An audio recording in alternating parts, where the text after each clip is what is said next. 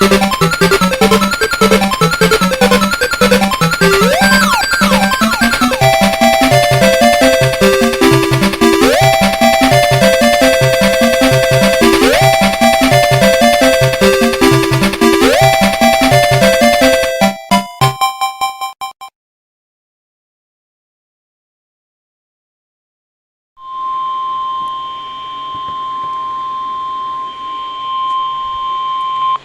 National Weather Service in Boston has issued a snow squall warning for Windham County in northern Connecticut, southern Suffolk County in eastern Massachusetts, southeastern Worcester County in central Massachusetts, Norfolk County in eastern Massachusetts, south central Middlesex County in northeastern Massachusetts, western Bristol County in southeastern Massachusetts, northwestern Plymouth County in southeastern Massachusetts, Washington County in Rhode Island, Newport County in Rhode Island, Kent County in Rhode Island, Providence County in Rhode Island, Bristol County in Rhode Island, until 9:45 a.m. Eastern Standard Time.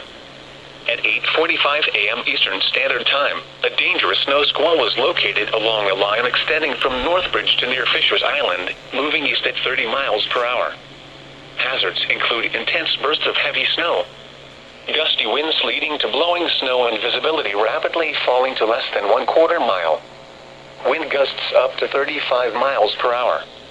Travel will become difficult and potentially dangerous within minutes.